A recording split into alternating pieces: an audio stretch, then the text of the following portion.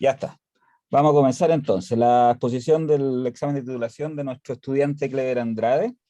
Eh, Él nos va a presentar su tesis cuyo título es Amortiguamiento de sistemas líquido contenedor en rotación. El plan es que Clever tiene unos 30, 40 minutos para presentar su trabajo y posteriormente están las preguntas de la comisión correctora para después dar las preguntas al público. Terminada la parte de preguntas, le vamos a pedir a todo el mundo, incluido Clever, que salga de la sesión y el comité entonces procede a calificar. Yo voy a habilitar en ese momento la sala de espera, entonces ustedes salen y vuelven a entrar. El comité no sale, por supuesto, ¿ya? Entonces, cuando terminan de deliberar, yo voy a abrir la sala y van a poder entrar automáticamente. No sé si se entiende. Así que adelante, Clever. Les voy a pedir a todos, por favor, que detengan sus cámaras para razones de estabilidad conectiva. Adelante. Ya. Hola, muy buenos días. Muchas gracias por estar presente en este trabajo de titulación. Esto lo estoy presentando para obtener el título profesional de ingeniero físico. Mi nombre es Clever Andrade y el trabajo está supervisado por Leonardo Gordillo y Pablo Gutiérrez. Bueno, vamos a entrar de lleno a lo que se va a tratar esta tesis y es jets producto de impactos o de ahora en adelante chorros producto de impactos y vamos a partir mostrando un challenge. Yo creo que todos en algún momento vimos este challenge. En el 2016 se hizo tendencia este desafío de la botella que consistía en lanzar una botella, hacerla girar y que cayera de pie básicamente.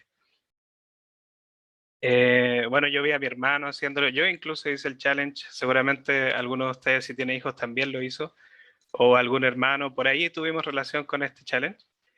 Y lo importante de este challenge es que si uno analiza detenidamente el desafío, básicamente, es que se divide en dos grandes zonas. Primero, una zona de vuelo, en donde la botella empieza a girar y todo el agua que estaba dentro se alborota. Y una zona de impactos, donde la botella cae y cae parada. Eso es lo sorprendente. Entonces, si uno se pone a pensar, hay mucha física involucrada en este fenómeno. Incluso en el amortiguamiento pasa algo que nosotros no estamos acostumbrados a ver. Sí, por eso es tan sorprendente que la botella se amortigua a la caída. En base a esto, surgieron investigaciones. Primero vamos a ver lo que pasa con la botella en el tiempo de vuelo. Y es que, bueno, Decker en este paper estudia el momento angular de la botella en el lanzamiento. Y se postula que el momentum angular del sistema se tiene que conservar y que para eso la botella en su movimiento tiene que disminuir su velocidad angular. Aquí en esta gráfica se muestra el cambio de velocidad angular con respecto al tiempo de la botella en su tiempo de vuelo. Podemos ver que cuando la botella es un cuerpo rígido, bueno, no necesita cambiar su velocidad angular para mantener su momento angular constante, pero sí necesita cambiarlo si es que existe algo dentro de la botella. Pueden ser unas pelotas de tenis, por ejemplo, o incluso agua. Otra cosa que podemos describir a través de este challenge, o desafío, perdón, es cuando esta botella aterriza. ¿Qué es lo que pasa acá adentro? ¿Por qué se forman este tipo de descontrol del agua tal que amortigua el impacto? Y eso lo podemos encontrar en estos dos estudios que se hicieron previamente.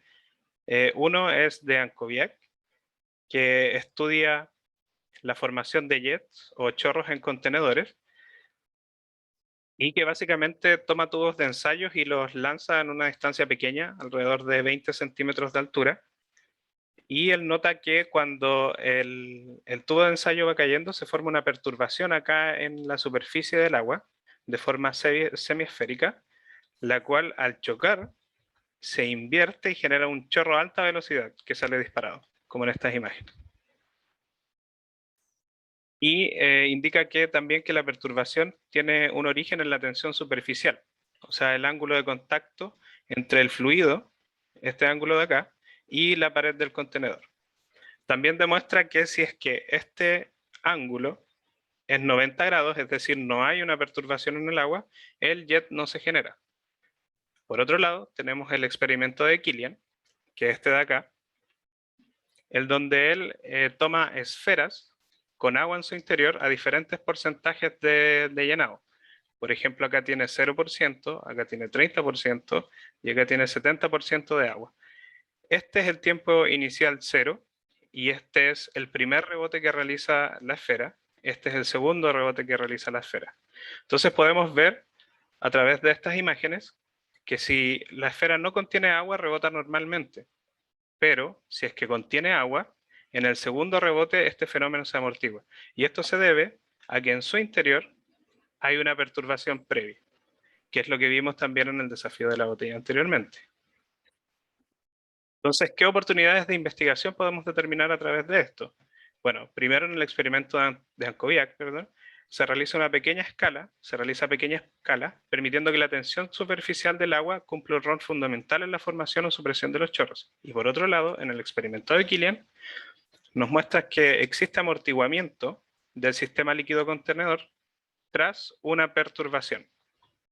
Esto nos da dos preguntas a resolver y en base a la primera investigación podemos preguntarnos cómo será la formación del chorro si llevamos este experimento a mayor escala. Si ya no estamos hablando de un tubo de ensayo que mide milímetros, sino que ahora agrandamos la escala a centímetros, por ejemplo. ¿Será suficiente en este caso la tensión superficial para que se suprima o se genere el chorro? ¿Y podrían usarse otras fuerzas como rol principal similar? Y en el segundo investigación podemos preguntarnos qué pasaría si antes de que la botella choque por primera vez perturbamos el agua. ¿Se amortiguará? ¿Se generará un jet? ¿O qué va a pasar ahí? Entonces, en estas preguntas nos surgen los siguientes desafíos, que es hacer este experimento a gran escala. Otro desafío es cómo perturbamos el agua antes de la caída y cómo medimos, cómo caracterizamos. Bueno, aquí vamos a ver cómo realizamos este experimento en la primera aproximación, el primer descubrimiento, y se encuentra acá el modelo con la botella de pruebas, el sujeto de pruebas. Esta consiste en una botella parcialmente llena con agua, la cual tiene una semiesfera acoplada abajo con un alto coeficiente de restitución. Esto quiere decir que va a rebotar harto, y podemos ver que al momento de que nosotros soltamos la botella, esta cae y rebota. O sea, es lógico pensar que va a rebotar y rebota hasta una altura considerable, ¿verdad? Pero, ¿qué pasa entonces con la perturbación? ¿Cómo podemos hacer que este contenedor baje perturbado? Y bueno, esa forma de hacerlo es bajo una rotación. Nosotros estamos generando acá una rotación y un vórtice al interior de la botella con la mano, y ahí se ve que se genera el vórtice y luego vamos a soltar la botella. Uno esperaría que la botella rebotase con mayor energía, pero miren lo que pasa. La botella no rebota, básicamente. Entonces eso quiere decir que en algún momento algo disipó la energía del rebote o disipó el momento lineal que tenía la botella en el rebote. Para hacer este experimento y para explicarlo necesitamos medir y caracterizar. Una forma de medir y caracterizar es utilizando un sistema automático de parámetros y medición. Este sistema automático lo que hace es tomar la botella desde la zona de impactos, subirla hasta el punto inicial de medición, luego este montacargas baja y la botella se comienza a rotar para generar el vórtice que nosotros estamos usando como perturbación. Luego un electroimán suelta esta botella y la botella cae. En esta zona de medición se pueden monitorear la fuerza del impacto y el coeficiente de restitución, que lo calculamos a través de un análisis de videos. La altura de este experimento es de 1 metro y aquí se puede ver el montaje de medición. Este montaje de medición y el sistema automático de medición está compuesto por mesa óptica y perfiles de aluminio, motores de rotación, motores de subida para el accionamiento de subida y bajada de este montacargas, controladores de los respectivos motores, generadores de funciones también, osciloscopios y tarjetas de adquisición, fuentes de alimentación, electroimán y relés, fotopuertas, sensor de fuerza y cámara rápida. En total, se automatizaron 10 dispositivos que logran hacer que esta secuencia de medición se realice de esta manera. La botella sube, es tomada por el electroimán, luego este montacargas baja, la botella comienza a girar, se forma la perturbación y cae. Cuando cae, se monitorea la fuerza y se graba el impacto. Luego la botella vuelve a subir y se puede repetir la medición. Y aquí es donde se enmarca nuestra frase célebre, y es que nuestra gloria más grande no consiste en no haberse caído nunca, haciendo referencia a la caída de la botella, sino en haberse levantado después de la caída.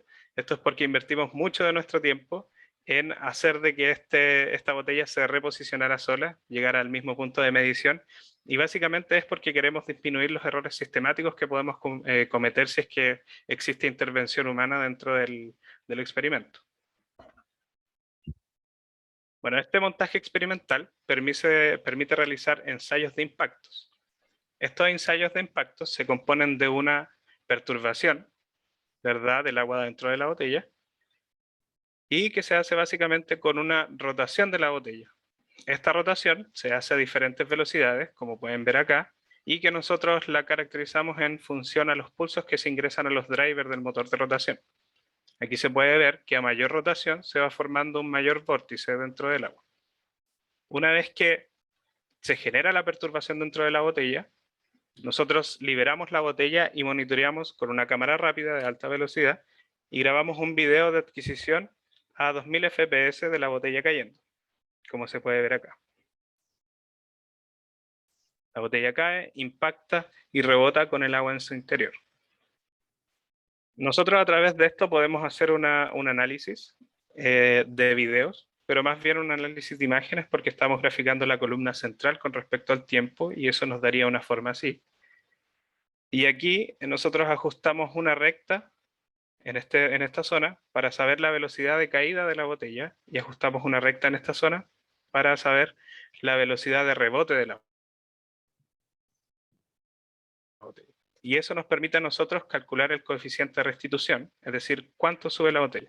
Este coeficiente de restitución es aproximadamente 1 si es que el choque es elástico, es decir, que si la botella cae con la misma velocidad con la que salió eyectada después del rebote, y va a bajar si es que la velocidad después del rebote es menor. Y esto nos daría cuenta de que si se amortigua o no el sistema. También podemos caracterizar la aceleración máxima, que se define como el punto mínimo de esta imagen, y es justo el punto donde la botella está en su máxima compresión. Perdón, la pelota está en su máxima compresión, es decir, la botella está en un punto mínimo. Y eso nos daría cuenta de la fuerza con la que sale eyectada, la fuerza de repulsión de la botella luego del rebote. Por otro lado, podemos usar un sensor de impactos que mide básicamente deformaciones de un piso eléctrico, y podemos obtener señales de fuerza versus tiempo a partir de este sensor. Podemos caracterizar también la fuerza máxima como el punto de quiebre entre la zona de compresión de la pelota, o sea, el momento inicial donde la pelota se está comprimiendo, y en la zona donde la pelota se está descomprimiendo. También podemos caracterizar la duración del impacto, es decir, cuánto dura esta curva, ajustándola a una curva gaussiana para minimizar los errores. Podemos calcular también la variación de momentum, que se define como el área bajo la curva de fuerza versus tiempo, y esto nos daría cuenta de el momentum que tiene la botella al momento del impacto. También podemos definir la simetría de la curva, que es una razón entre las áreas, entre los impulsos de descompresión de la pelota y de compresión de la pelota. Y el comportamiento inicial de la fuerza, que es cuando el sensor de fuerza empieza a percibir este cambio en la fuerza, y aquí se genera una curva exponencial. Si bien aquí caracterizamos 7 parámetros, en la tesis están caracterizados, en esta presentación nos vamos a centrar solo en 2, que es el coeficiente de restitución, perdón, solo en 3, coeficiente de restitución, variación de momento y simetría de la curva. Si es que alguien quiere consultar cualquiera otro de estos parámetros, puede ir a leer el escrito de tesis. La medición de estos parámetros corresponde a asignar manualmente los parámetros de adquisición dentro de nuestros instrumentos, del osciloscopio, dentro de los generadores de funciones, para ver y ejecutar la primera medición. Si esta medición es correcta, es decir, nuestros instrumentos están percibiendo bien el fenómeno y podemos obtener señales que van a ser, nos van a contribuir a los datos que vamos a obtener nosotros, las dejamos. Si es que no pasa eso, volvemos a asignar manualmente los parámetros para llegar a esta misma pregunta, y en el caso de que sí la medición sea correcta, entonces vamos a ingresar los parámetros de adquisición a nuestros instrumentos a MATLAB, ya que están controlados a través de MATLAB, y vamos a iniciar el ciclo de medición. Iniciando el ciclo de medición, también nos preguntamos si la medición es correcta. Aquí tenemos imágenes de comparación y podemos ver la señal de fuerza también para ver si es que nos va a servir como dato o si es que no. En caso de que no, volvemos a repetir la medición y si es que la medición es correcta, guardamos los datos en MATLAB. Hacia esta metodología de medición se definió este set de medidas. Nosotros hicimos un set de medidas para variar el porcentaje de llenado de la botella de 0 a 100, es decir, la botella vacía y la botella completamente llena, y centramos la mayor cantidad de puntos aquí, en torno al 30% por experimentos exploratorios previos. Realizamos esta variación en la frecuencia, variación en la rotación de la botella para un porcentaje de llenado en estos puntos, 0, 5, 10, 15, 21, y acá al medio, perdón, con estos puntos. Para una frecuencia de rotación y para un porcentaje de llenado, nosotros repetimos la medición 10 veces. Eso quiere decir que vamos a obtener un total de 1140 datos aproximadamente y por lo tanto vamos a obtener cerca de 8000 datos que analizar.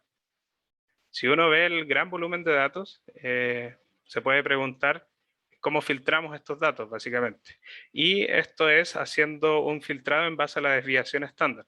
Para una frecuencia de rotación, para un porcentaje de llenado y para un parámetro a caracterizar, por ejemplo, el coeficiente de restitución, nosotros calculamos la desviación estándar de todos estos coeficientes y discriminamos algunos que estén fuera de este valor, fuera de este intervalo, que es el límite inferior, y 2 veces la desviación estándar. Bueno, a continuación vamos a ver los resultados y discusión.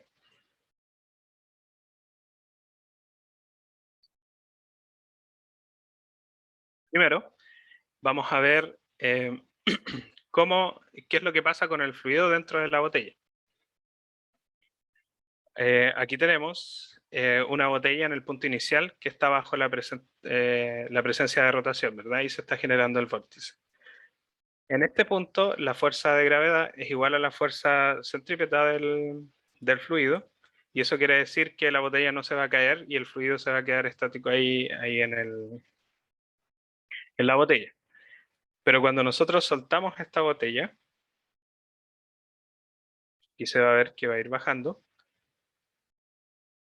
este vórtice comienza a subir a través de las paredes, por este lado, y eso es porque como el fluido está en rotación, las partículas tienden a salirse alejarse del centro de rotación, y como están estos contenedores empieza a subir y empiezan a escalar.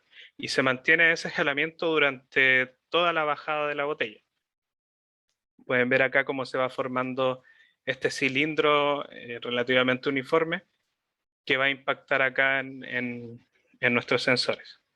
Una vez que impacta, este cilindro baja y se concentra todo y ayuda a la generación de este jet que se ve ahí. Aquí está la secuencia de imágenes, donde se ve que el cilindro se va expandiendo hasta la parte superior de la botella, llega acá abajo y se forman estos tipos de jets, o de chorros. Podemos ver también un video más específico de la zona de formación del chorro.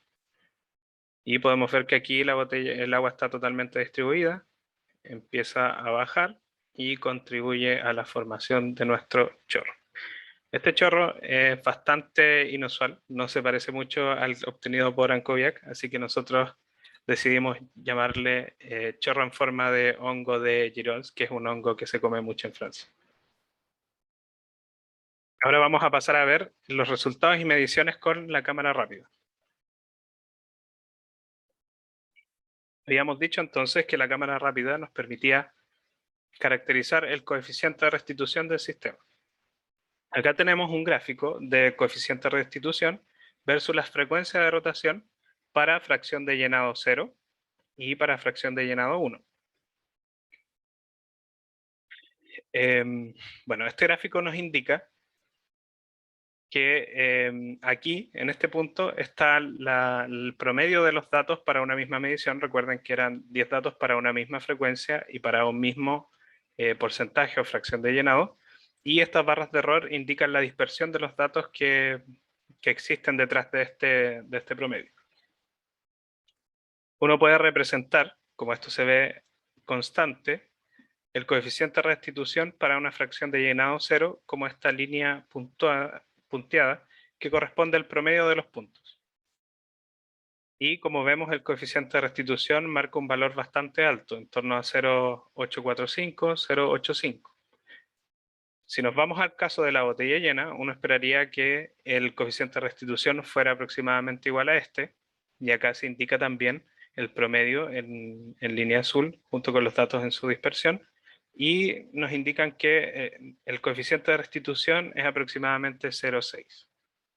¿Qué está pasando aquí? En algún momento, si nosotros vemos la diferencia de coeficiente de restitución, tendemos a pensar que se disipó un momentum lineal, ¿cierto? Y que podría haber pasado algo con la botella. Pero eso no es así. Lamentablemente existen deformaciones en la botella cuando esta está completamente llena. Aquí podemos verla cayendo. Y va a rebotar y se produce una deformación acá y se producen deformaciones plásticas acá. Sí, eso explicaría por qué el coeficiente de restitución disminuyó y efectivamente no es un efecto del agua ni de la perturbación sobre el líquido en su interior. Destacar además que la frecuencia va aumentando, por lo tanto el vórtice debería ir aumentando. Lo importante de estos datos es que podemos deducir que para una botella vacía o una botella completamente llena no se observa mayor efecto de la rotación en el amortiguamiento. Es decir, el amortiguamiento no cambia si es que estamos a velocidades altas de rotación. ¿Qué pasa ahora si nosotros variamos el porcentaje de llenado de la botella o la fracción de llenado? Bueno, acá las líneas rojas, o sea, las líneas moradas, perdón, representan los promedios anteriores, es decir, la botella completamente vacía, el coeficiente de restitución que se obtuvo, y acá la botella completamente llena, el coeficiente de restitución que se obtuvo para esa botella.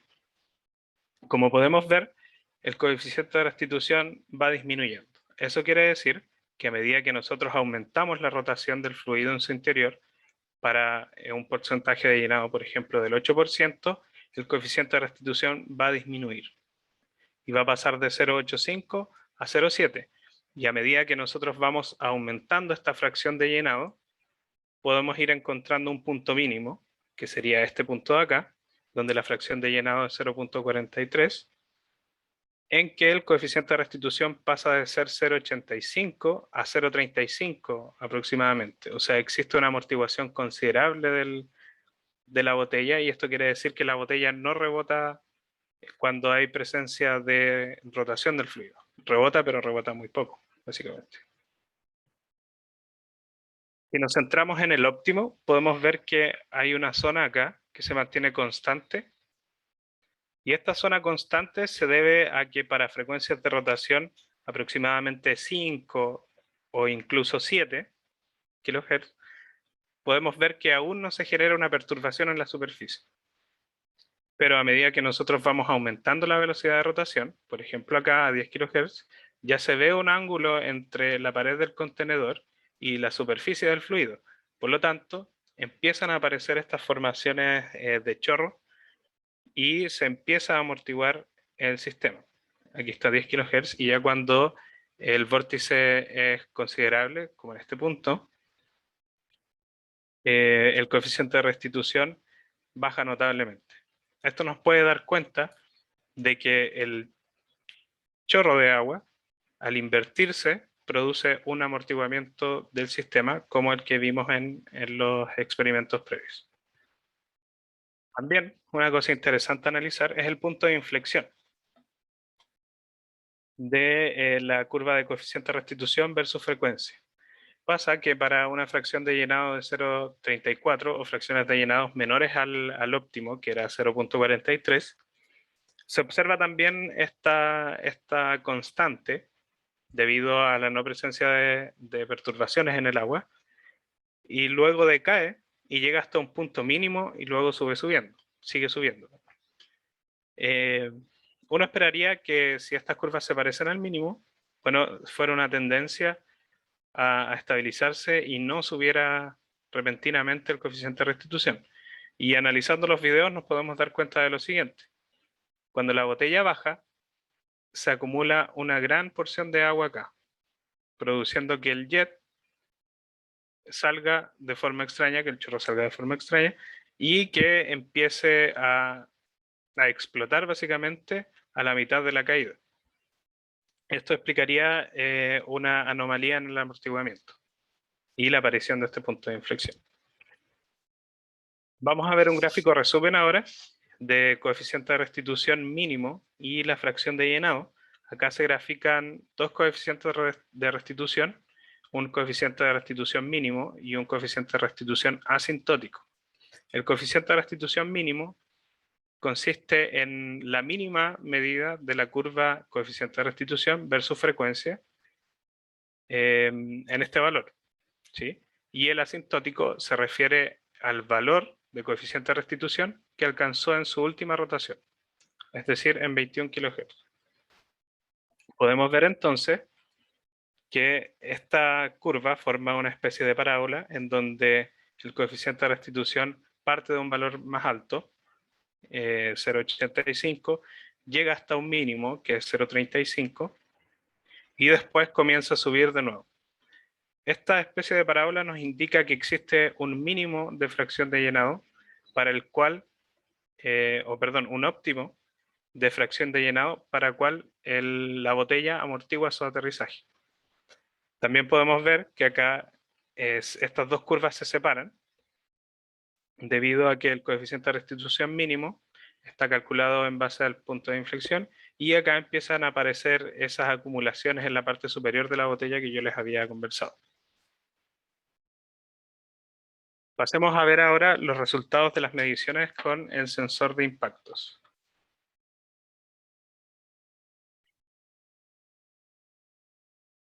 Aquí tenemos de nuevo, seguimos la misma tónica de los gráficos anteriores, la fracción de llenado 0 y la fracción de llenado 1 para la variación de momento, es decir, el área bajo la curva fuerza versus tiempo. Podemos ver que en este gráfico de variación de momentum versus la frecuencia de rotación, es decir, a medida que va creciendo el vórtice, también la variación de momentum se mantiene constante a medida que aumenta la rotación. Es decir, no hay disipación de momentum lineal de ningún modo a través de la rotación. Lo mismo pasa con la variación de momentum para la fracción de llenado 1, es decir, la botella completamente llena. Se mantiene constante y la variación de momentum es más grande que en el caso de la botella vacía, puesto a que la botella llena tiene una mayor masa, ¿sí? Entonces ejerce una mayor fuerza en el sensor de impacto. Podemos ver también la variación de momentum a través de la variación en la fracción de llenado de la botella. Como se puede ver acá, para porcentajes de llenado bajos se mantiene relativamente constante a lo similar a la botella vacía. Recuerden que estas líneas punteadas identifican la variación de momentum de la línea punteada de la botella vacía y de la botella llena. Y a medida que vamos aumentando, bueno, va subiendo la variación de momento y se va estabilizando en torno a esta curva de acá. Para la fracción de llenado óptima, que es esta de acá, También se puede observar un comportamiento y una relación entre el vórtice generado y la variación de momentum del sistema. Se mantiene relativamente constante para frecuencias de rotación aproximadamente de 5 kHz y luego va disminuyendo hasta un punto mínimo que es similar a la curva de amortiguamiento del sistema. Eso quiere decir que a medida que nosotros vamos aumentando la rotación, vamos generando un mayor vórtice, entonces el jet que se genera después del rebote disipa mayor momentum angular. Es decir, toda esta pérdida de momentum angular se la lleva la generación de este chorro dentro de la botella. También podemos analizar la simetría de esta curva. ¿Por qué es importante? Bueno, porque uno puede analizar la porción de impulso o de variación de momentum que se lleva a cada una de las partes, antes del máximo y después del máximo. Por ejemplo, antes del máximo nosotros tenemos la zona de compresión de la pelota, es decir, cuando la pelota está bajando y llega, alcanza su máxima deformación y luego se descomprime y existe el efecto de repulsión de la botella y por eso la botella rebota. La simetría de la curva se define como una razón entre esta área, o sea, el área de la zona de descompresión, sobre el área de la zona de compresión, que es esta zona de acá. Y bueno, graficando todos los datos de simetría, nos dimos cuenta que están en torno a un punto más o menos constante, por lo que decidimos hacer una distribución de simetría global. Aquí tenemos la frecuencia y la simetría para todas las mediciones. En este caso fueron 1140 mediciones, pero los datos aceptados fueron 459. Y podemos ver que el promedio de todas las simetrías es 1. Eso quiere decir que la variación de momentum o el impulso tiene igual porción, ya sea en la zona de descompresión o en la zona de compresión. Aquí podemos ver que varía casi nada, 0.1 para ambos lados. Vamos con las conclusiones ahora. Y básicamente nuestro sistema automatizado de perturbación del contenido de agua y la medición de parámetros permitió describir este fenómeno de manera confiable y eficaz, dada la alta replicabilidad de las mediciones, permitió la disminución de los errores sistemáticos producto de la intervención humana y disminuyó considerablemente los tiempos de la experimentación en el laboratorio. Se obtuvo evidencia de que el coeficiente de restitución y otros parámetros dinámicos, fuerza máxima, simetría, etcétera, todos los parámetros que están dentro del trabajo de tesis durante un impacto pueden modificarse considerablemente variando la velocidad angular del líquido contenido. Se demuestra también que los resultados dependen de la fracción de llenado de la botella. También se determinó que existe una fracción de llenada óptima en torno al 0.43, en donde este chorro contiene las condiciones ideales para absorber el máximo momentum lineal posible para amortiguar el impacto. Es decir, que la botella no tenga tanto momentum angular. Pasando de un coeficiente de restitución de 0.852, sin presencia del chorro, a un coeficiente de restitución de 0.35 con presencia del chorro y su momentum lineal máximo absorbido. Bueno, aquí están las referencias. Espero que les haya gustado la presentación, que haya sido ameno, y dejo abierto el espacio para las preguntas. Muchas gracias, Clever, por tu presentación. Vamos a pasar entonces al tiro a la etapa de las preguntas y vamos a partir por el profesor Felipe Pacheco.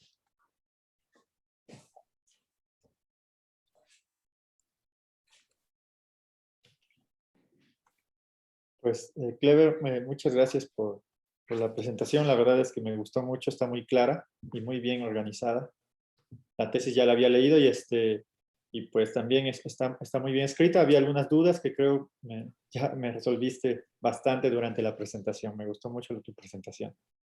Ahora, bueno, tengo algunas preguntas con respecto. Primero, mira, bueno, no me quedó, no sé si hay algo que no me funciona muy bien. Es la frecuencia que tú muestras. en todos los videos, ¿esa es la frecuencia de rotación del sistema? ¿O es una frecuencia que tú controlas en el dispositivo? No, es la frecuencia con la que yo controlo el dispositivo. No es una frecuencia que yo percibo en la rotación de la botella.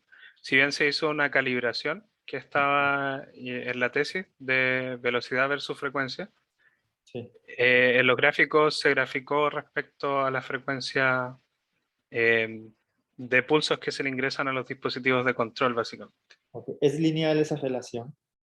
Es lineal esa relación. Ok. Sí, es que mi pregunta, porque evidentemente la frecuencia marcada ahí es muy grande, ¿no? De tantos kilohertz, pues no me imaginaba una botella rotando tan rápido, pero me preguntaba por qué no utilizar justamente la frecuencia de rotación, que te daría un poco más de información sobre la condición en la que está rotando el fluido, ¿no?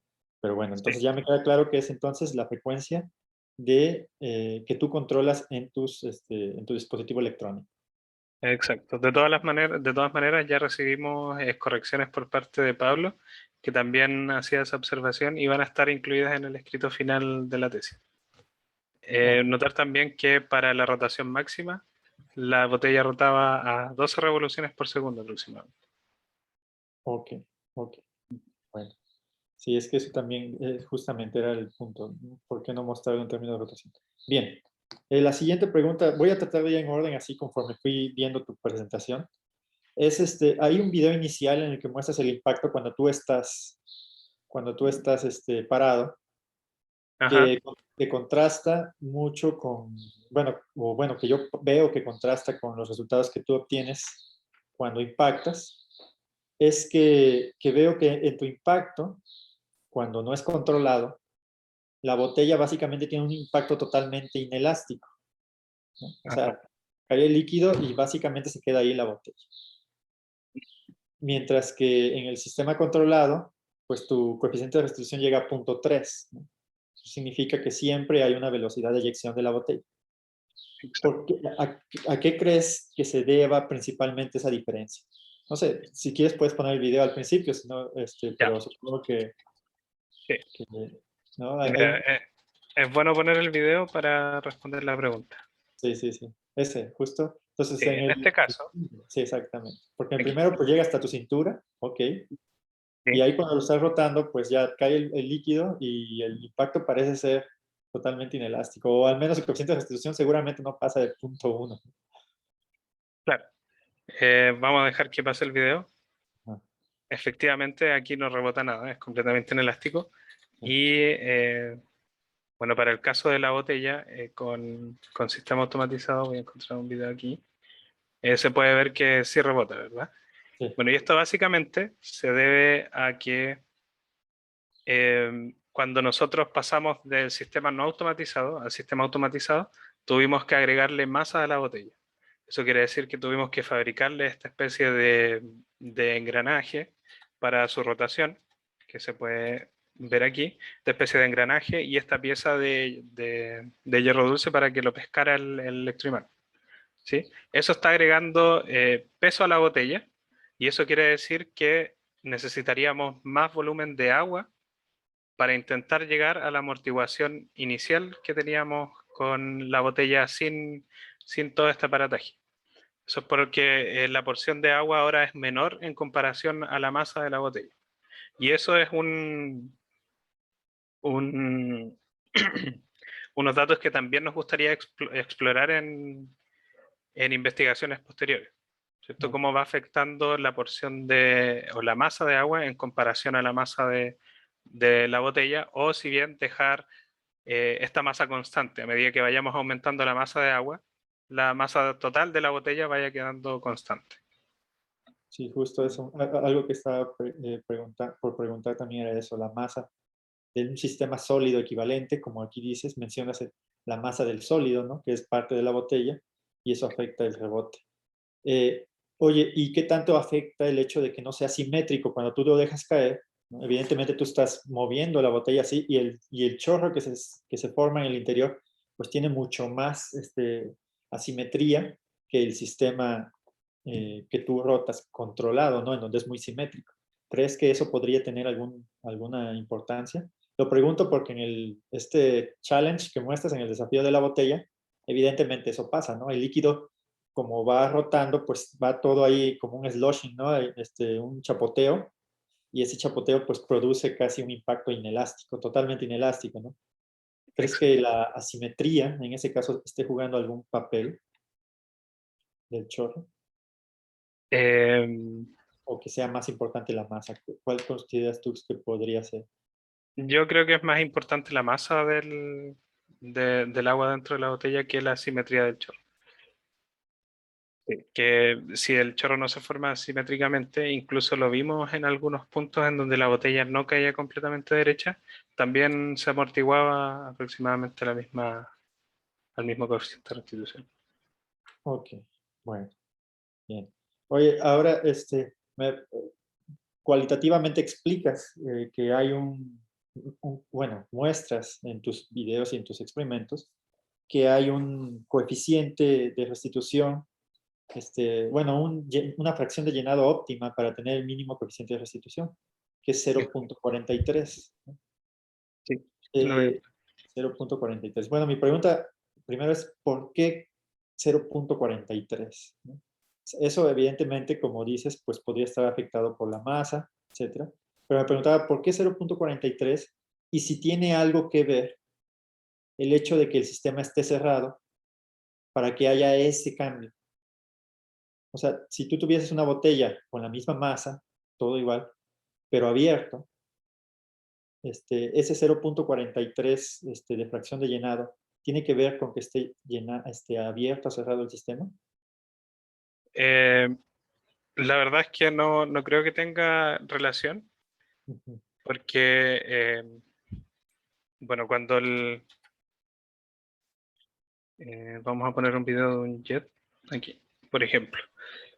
Nosotros estamos monitoreando segundos cerca del impacto. Sí, Entonces, por ejemplo, estos datos nos permiten deducir hasta este punto aproximadamente.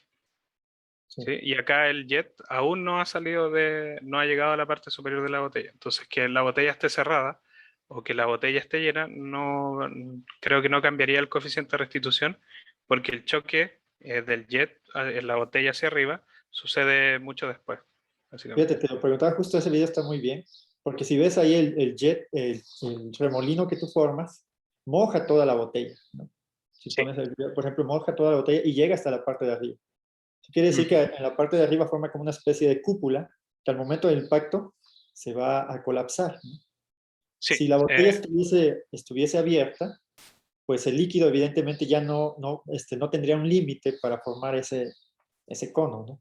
Y entonces me imaginaba que tal vez a esa fracción de llenado es cuando tú alcanzas la parte superior de la botella en algún momento durante las rotaciones, mientras que a otras fracciones de llenados no se alcanzara, ¿no? Por ejemplo.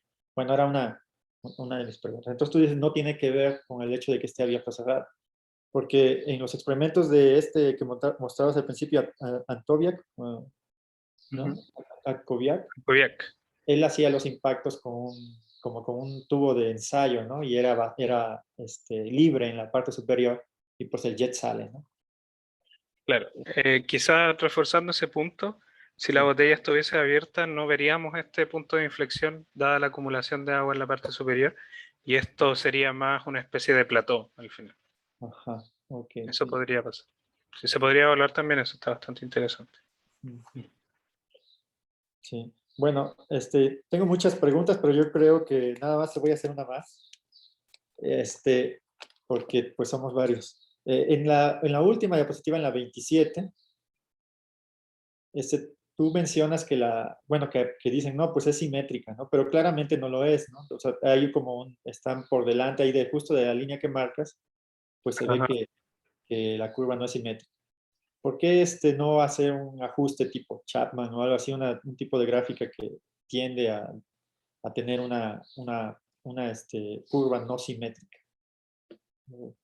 ¿O cuál fue la motiva, o el principal motivo? ¿Por simplicidad o porque Eh, si yo me pongo a pensar en el sistema, pues no esperaría que fuera necesariamente simétrico, no antes y después esto entiendo es antes y después del reporte, ¿no? La parte verde es antes del rebote Claro. La parte roja es después del rebote, ¿no? Entonces yo esperaría también que no fuese simétrico, debido al colapso de la masa que viene en el interior. Entonces, mi pregunta es por qué asumir que es simétrico, si lo más adecuado, bueno, lo que la lógica te diría es, bueno, no tiene por qué ser simétrico. Claro, no tiene por qué ser simétrico y en general, bueno, como se puede ver aquí en el promedio, la simetría da 1, básicamente, en promedio. Y la mayor concentración de datos está cercano a ese punto. Entonces nosotros asumimos que era simétrico. Y estas desviaciones, bueno, los atribuimos a que se debían a errores que podían haber ocurrido dado las barras de error del problema.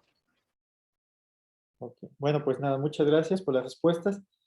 Planteaste muchas preguntas al final, ¿no? Sobre efectos de viscosidad, sobre efectos de qué pasaría si fuese arena en vez de agua. Y efectivamente, yo creo que todas esas preguntas quedan ahí, es como una motivación y ojalá las pudieran trabajar en algún momento porque está muy interesante. En particular, la viscosidad también, como en un líquido, pues sería interesante ver qué papel juega en este coeficiente bueno, en esta fracción de llenado que es más importante. Y evidentemente también un material granular que es mucho más disipativo, pues y que, por ejemplo, en particular yo he trabajado en esa parte, sería muy interesante ver aquí en este sistema automatizado y pues ya tienes todo montado, entonces parece Sí, ser muy fácil. es ¿No? llegar y cambiar la viscosidad o poner la arena, básicamente. Sí. Pues muchas gracias. Gracias. Gracias, Santiago. Gracias a ti. Bueno, gracias a ti, Felipe. Parece que tiene una máquina de paper en este momento, Clever. Seguimos entonces con el profesor Eduardo Monsalve.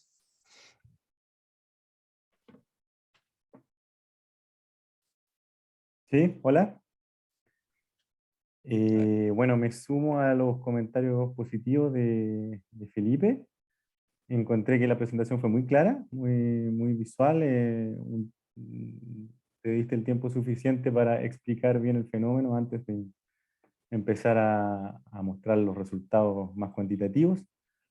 Eso facilita mucho el entendimiento y también el manuscrito encontré que estaba bien escrito, así que fue un gusto haber leído esto.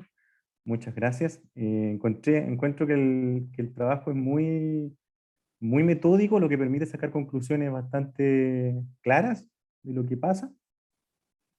Bueno, mis preguntas más fundamentales como que igual son muy parecidas a las que hizo Felipe sobre qué pasaba, por ejemplo, con una razón de aspecto muy diferente de la botella, si el jet, pero tú me respondiste la pregunta con ese video donde se muestra que el jet no alcanza a tocar el techo antes de que el rebote termine.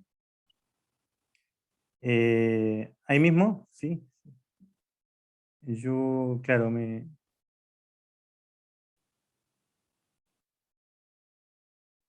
eso siempre, ese video, ¿qué punto es de la curva? No. Es justamente el punto de inflexión, este punto de acá. El punto, ya. El punto de inflexión. Perfecto. Sí. Y los puntos que están a la derecha entonces tampoco tocan el techo. Ah, no, perdón. Lo siento. Este punto es justamente el punto de máxima rotación. Perdón.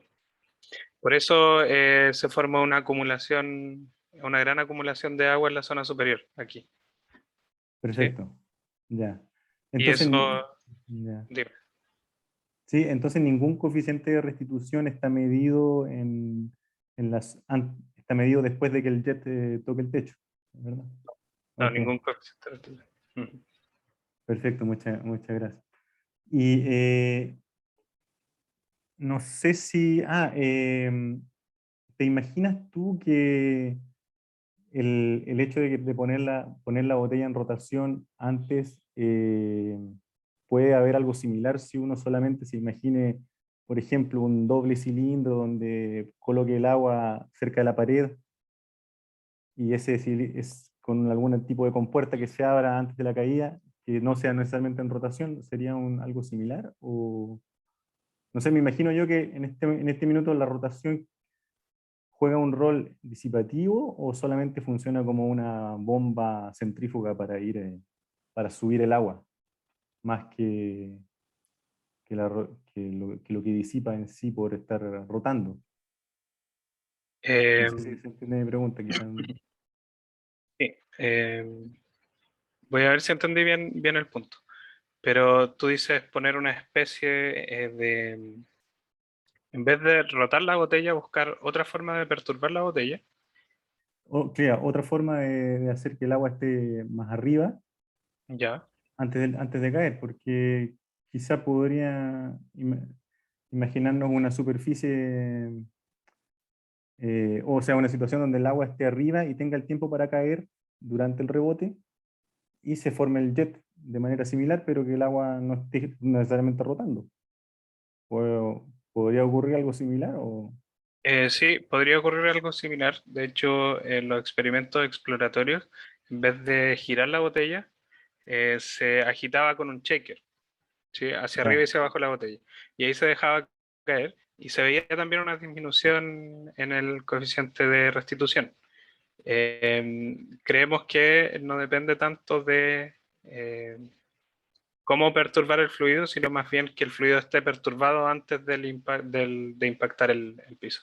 Al igual como lo hacía Killian, por ejemplo, en su investigación con esferas, él no realizaba ningún tipo de perturbación previa al rebote, sino más bien que en el segundo rebote se amortiguaba porque el agua acá estaba perturbada. Entonces, Perfecto. creemos que cualquier tipo de perturbación puede disminuir el índice de restitución. Mm. Ok, ok, muchas gracias. Y una última pregunta. ¿Qué datos son los más, los que da más errores o donde, cuál de las medidas es la menos confiable o donde, porque tú discriminas en una parte bastantes datos, creo que más de la mitad, en la parte del sensor de fuerza. Sí. Por acá. eh, Coeficiente de restitución. Aquí, claro. Sí, se discriminan más de la mitad. ok. Y la conclusión, yo no sé si habrán trazado gráficos similares incluyendo todos los datos, ¿es muy diferente o o es algo similar un poco con las bandas de error un poco más anchas? No sé, no. Sí, los gráficos en general siguen la misma línea y sí existe una dispersión alta de los datos, pero se debe a que la botella al estar girando, igual cuando es soltada, como que puede moverse un poco en la caída y no impactar justamente en el centro del sensor de fuerza. Yo creo que a eso se debe la variación en los datos del sensor de fuerza. Ajá. Que no siempre impactaba en el mismo punto. Si bien era muy cercano, se alcanzaban a entender estos tipos de variación. Ah, entonces la principal es un error más bien mecánico, más que la señal esté fuera de la resolución o algo así, más de Claro, la señal misma. Ya, perfecto. exacto. Muchas Sí, gracias, sí, la muchas verdad es gracias. que fue Mm, muy difícil hacer que cayera justo sobre el sensor. Y es más difícil claro. aún hacer que caiga en el mismo punto, siempre. Ujú. Ah, ahora entiendo, ya, ya, perfecto. Sí, sí, porque me llamaba la atención el manuscrito que se le da mucho énfasis a la discriminación de los datos y ahora entiendo, claro, que realmente el experimento es muy difícil de repetir, aunque el experimento está muy bien hecho, pero me imagino que es bastante difícil de repetir en condiciones más comparables. Así que, bueno, me parece bien. Muchas gracias. Eh, yo creo que eso principalmente, ¿no? Muchas gracias. No, Muchas gracias. gracias. Gracias. Gracias a ti, Eduardo, por las preguntas. Ahora le pedimos las preguntas al profesor Enrique Cerda.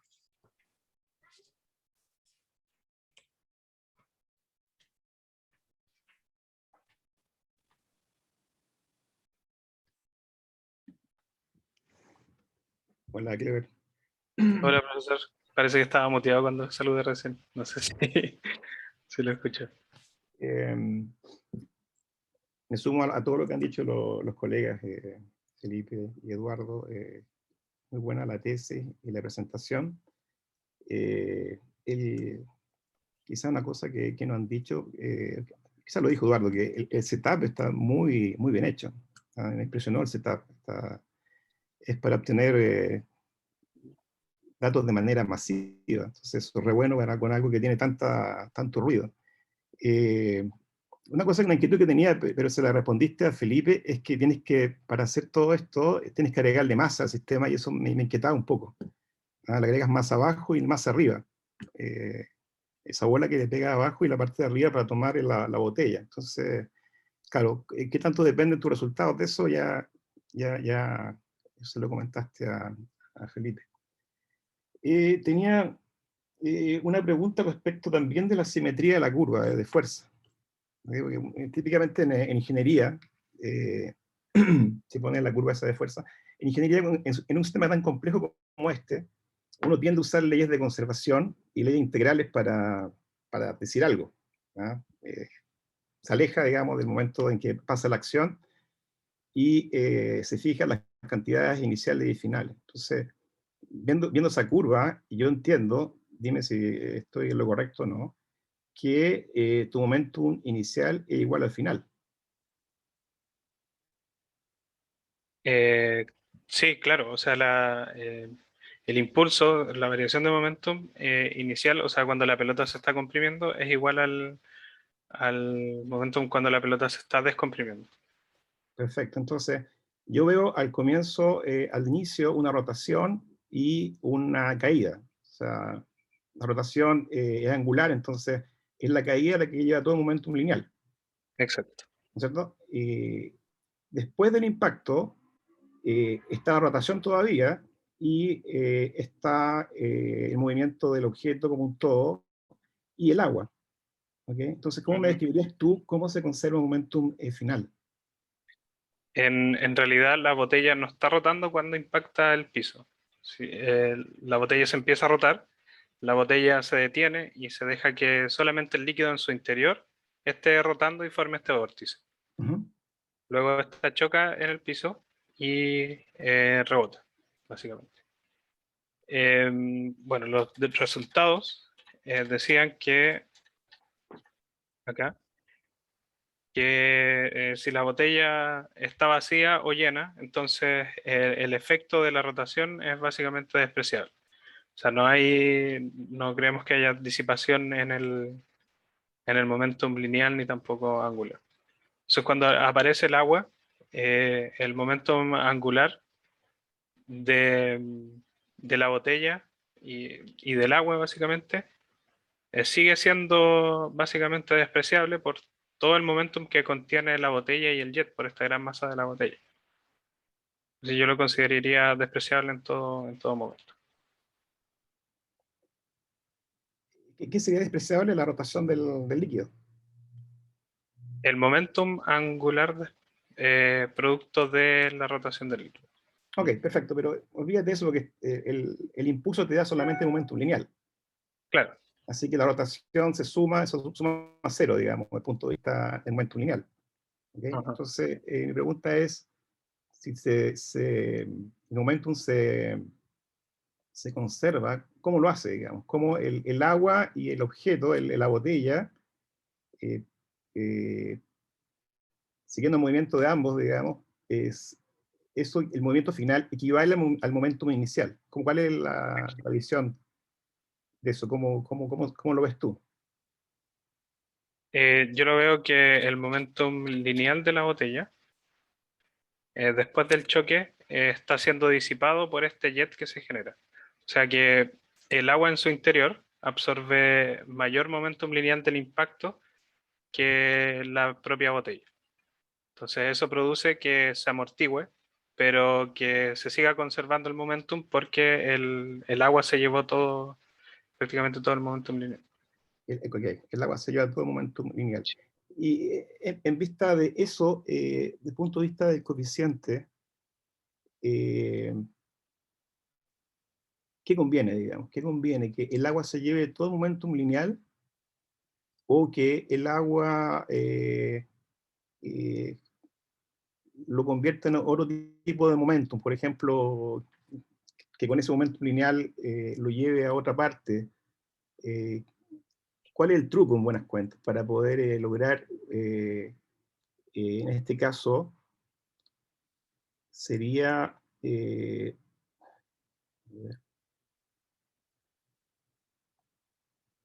una fuerza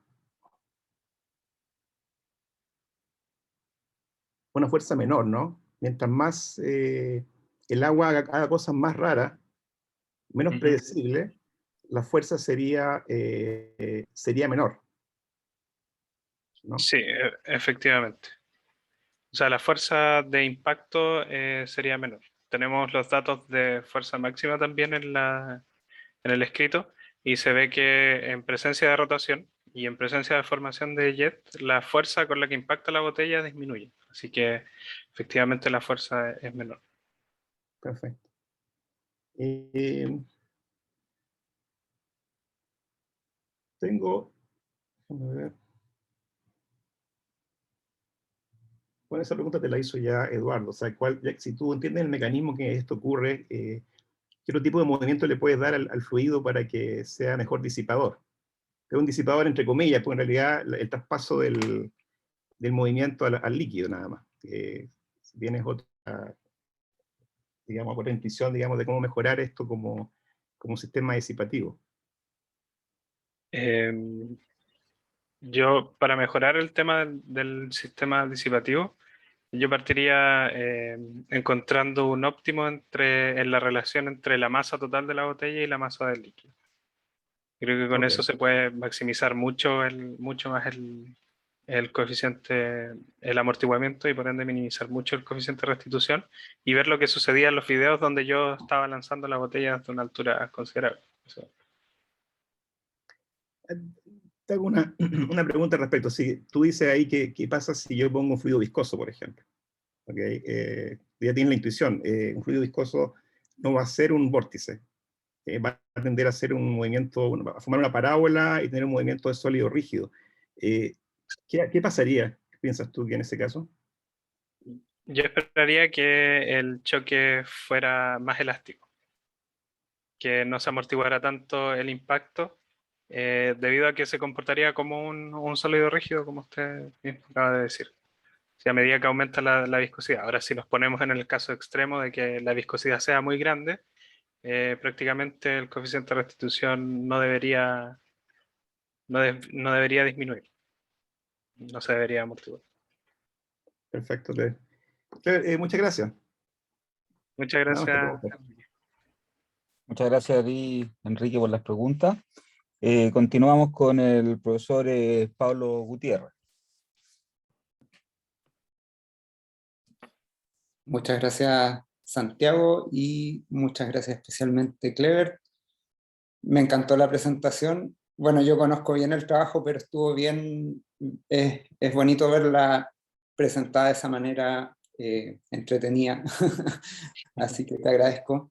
Y también por el manuscrito, que fue bastante fácil de leer, y eso siempre se agradece. Preguntas yo te he hecho a lo largo de este tiempo de sobra.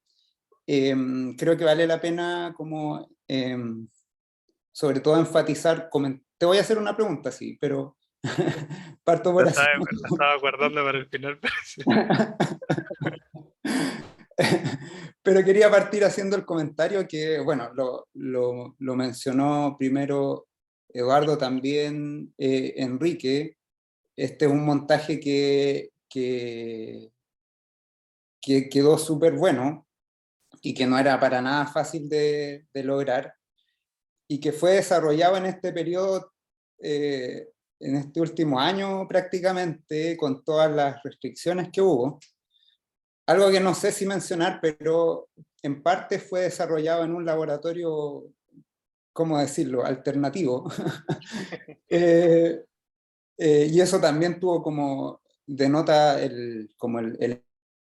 y el interés tuyo principalmente, Clever, por llevarlo adelante. Entonces eso es lo que quería destacar. Ha sido un agrado trabajar contigo y felicitaciones por este trabajo. Muchas gracias, Pablo. Dicho esto, voy a hacer solo una pregunta y que es como bien general, ya no... bueno, de paso también, quería agradecer las preguntas de Felipe, Eduardo y Enrique. Son súper interesantes y creo que también dejan algunas, dejan temas más abiertos a revisar. Así que, claro, con eso creo que preguntas de física más fundamental ya han sido hechas. Yo te quiero hacer una pregunta como un poco diferente, que tiene que ver con el desarrollo del trabajo. Y bueno, en todo este proyecto hemos hablado de desafíos. Parte como gran motivación el desafío de la botella. Y bueno, lo que mencionaba recién, ha sido un desafío llegar a obtener estos resultados. Muchos resultados, por cierto, o sea, la cantidad de datos, como tú mencionaste, es enorme. Entonces te quería preguntar, de tu trabajo, o sea, te quiero preguntar por los desafíos que han habido a lo largo de este trabajo. Y te lo quiero preguntar de dos maneras. Primero, ¿cuál fue el mayor desafío, ya sea técnico o intelectual, que te tocó enfrentar y que resolviste? Esa es una.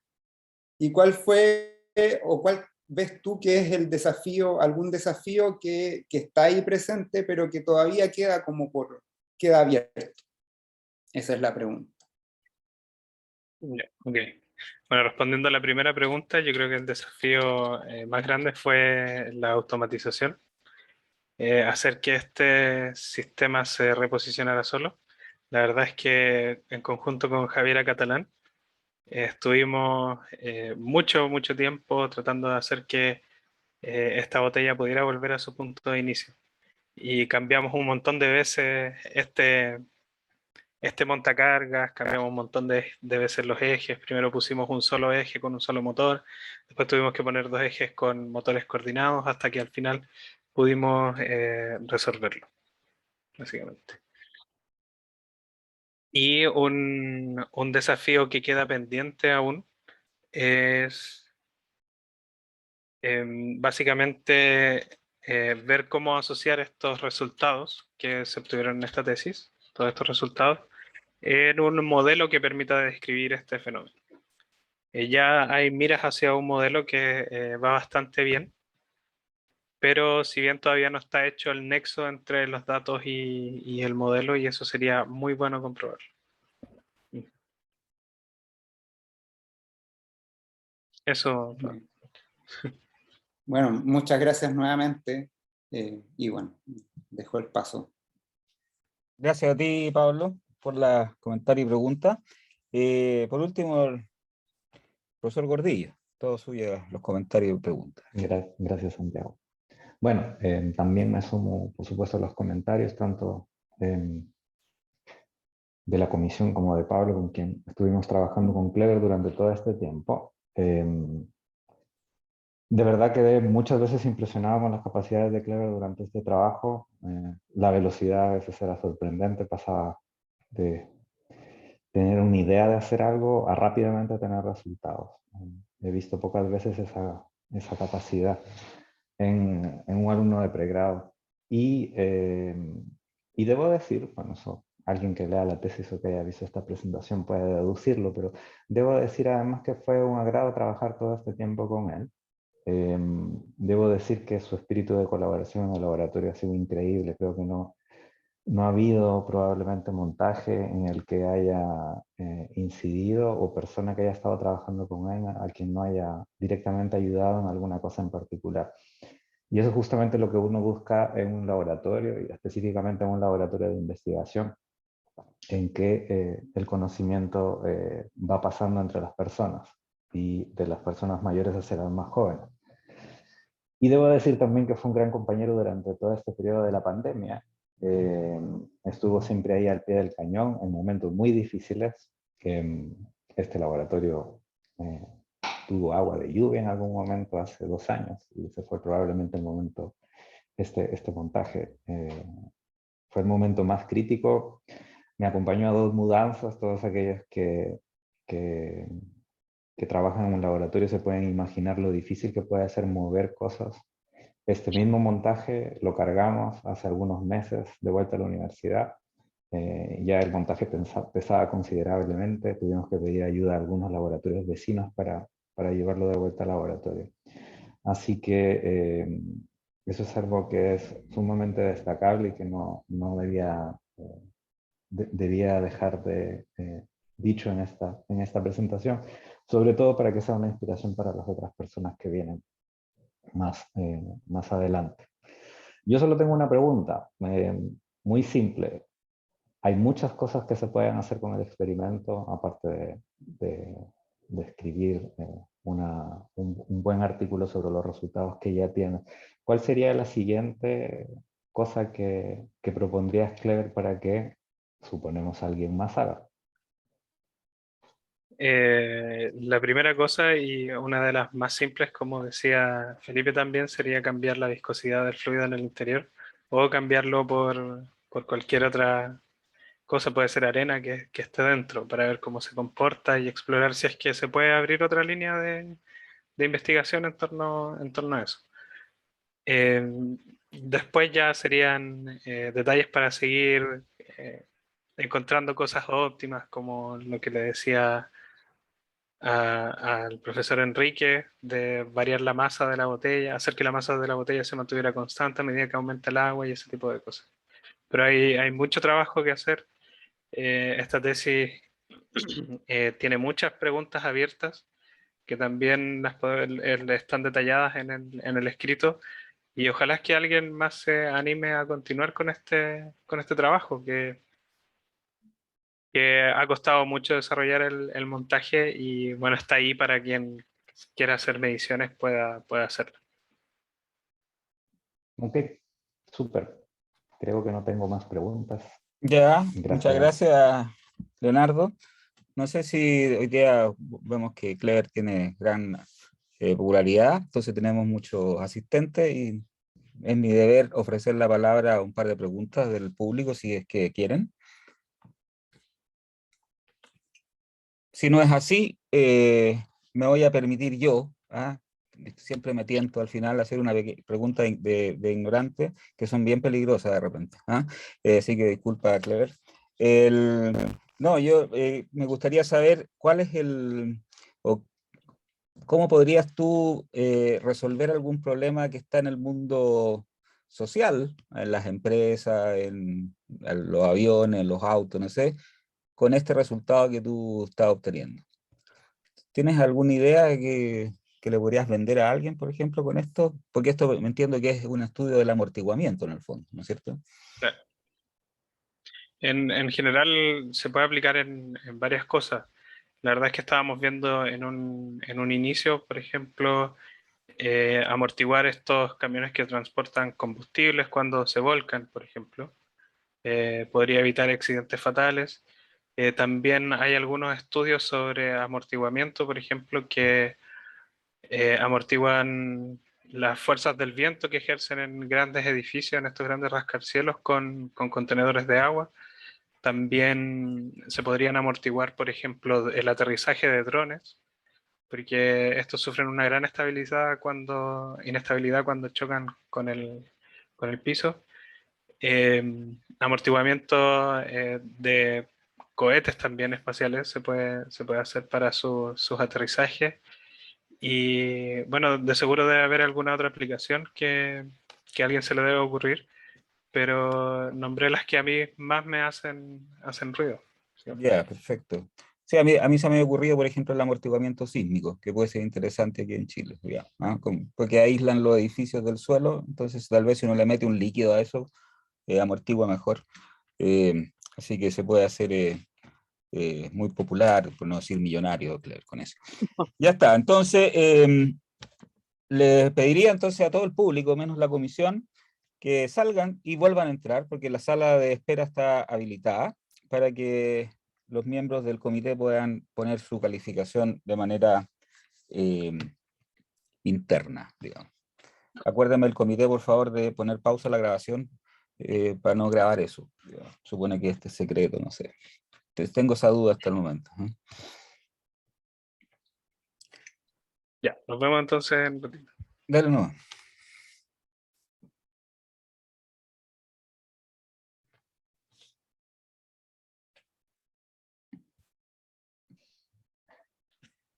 De verdad hubo harto público.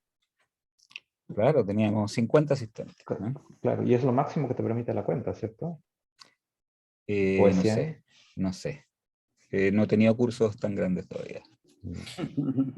Entonces, la gente que no se va porque no está, la vamos a tener que expulsar, lamentablemente. Así fue. Sí, No, se no van puede. a poder volver, eso sí. Ya me pasó ya. A ver. No, ahí está. ¿Quién falta? José. ¿Quién será José? ¿Dónde están los participantes? Se me perdió los participantes. Y ahí sí estamos los que debemos estar. No te Ahora olvides de sí. apagar la grabación. Ah, la grabación. Gracias. Momento, que me pongo nervioso y puedo cortar todo y borrar todo. ¿Ya? Así que lo vamos a hacer tranquilo. ¿Dónde está la grabación? Aquí. Pausar grabación. Todavía no está pausada. Su capacidad. Así es. Eso Muy es bien. bien destacable. Entonces, ya puse la grabación para darle la grata noticia a Claire que ha obtenido, le voy a dar el resumen nomás final, un 7 en su presentación de tesis. Por lo tanto, le doy la súper bienvenida al mundo profesional y como ingeniero físico. Y muy felicitaciones a Claire. E invito a los profesores a hacerle más comentarios, los últimos, si quieren, después de este momento. Partamos en orden, en el mismo orden que hemos hecho Felipe, Eduardo, Enrique. No, pues bueno, solo felicitarte, Clever. Realmente un trabajo muy, muy bien hecho. Tanto pues todo la tesis como la presentación, que fue muy buena. Habla muy bien de todo lo que invertiste en tiempo para esta tesis. He visto trabajos, tu trabajo tiene mucho potencial para hacer cosas y ojalá puedan seguir ahí trabajando con Leonardo para que saquen algunos papers. Y pues muchas felicidades. Gracias, Felipe. Dale, Eduardo. Bueno, me sigo felicitándote, me encantó el trabajo y voy a repetir algo que dije ahí, no sé si me lo puedo permitir, no, que Lo me que gusta quieran. mucho que hayas en tu presentación filtrado lo mejor. Está muy bien darse el sacrificio de meter un poco de cosas a la basura cuando uno tiene mucha cantidad de trabajo, una cantidad de trabajo enorme, y me gustó que hayas puesto en valor lo mejor. Así que la presentación estuvo muy buena, gracias a eso también. Así que felicitaciones de mi parte. Muchas gracias. Muy bien. ¿Más comentarios?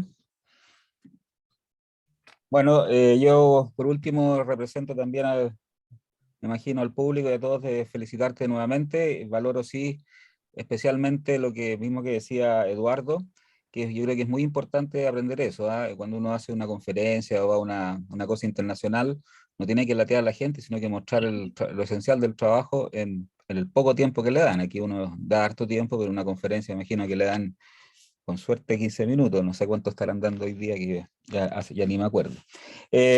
Así que eso vale mucho, porque la charla duró 30 minutos, esencialmente, que está dentro del límite inferior, porque queremos ir acortando estos momentos, ¿ah? No que duren 1 hora y media. Así que eso, pues, un gran aplauso final, virtual.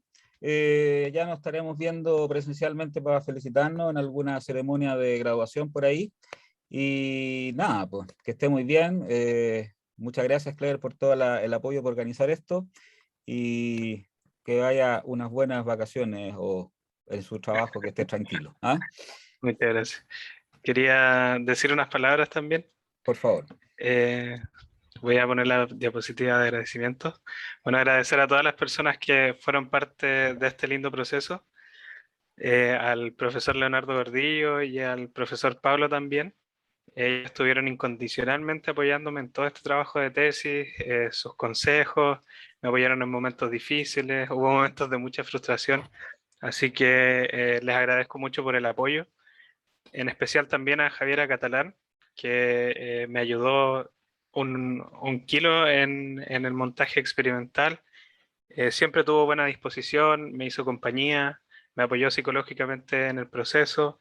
A todos mis compañeros del Laboratorio de Estructuras Delgadas, a Franco Álvarez, Matías, Isi, Javiera, Ángelo, perdón, Francisco, siempre estuvieron apoyando, siempre que había que hacerle algo al montaje o algo a los resultados preguntaban, me ayudaban a tener una claridad mental más grande cuando uno quería explicar el fenómeno. También agradecer a los formadores de mi incipiente carrera laboral. Es cortita, pero igual he conocido gente como Álvaro Espejo y William Montes por sus consejos y por todo este camino a formarme como profesional. También a Pamela Garrido, que me ha entregado todas las herramientas y facilidades para destinar mi tiempo de trabajo también al desarrollo de esta tesis y poder cumplir este desafío que es titularse. Agradecer a los colaboradores, a todos los que estuvieron relacionados con este montaje también. Y en particular agradecer también a mi familia, toda la familia que estuvo apoyándome, y a mi pareja también, que básicamente este trabajo de tesis está dedicado a ellos. Así que muchas gracias a todos, gracias a la comisión por darse el tiempo de estar aquí, porque les haya gustado mi trabajo, y espero que podamos hacer algo responder todas las dudas que surgieron en esta presentación de manera ya experimental. Muy Eso. bien. Muchas gracias, Clever. Un agradecimiento general a todos los presentes y que estén muy bien. Nos despedimos. Chao, chao. Un gusto. Gracias a todos. Chao, que estén bien. Cuídense. Adiós. Chao, chao. Muchas gracias. Chao. Chao.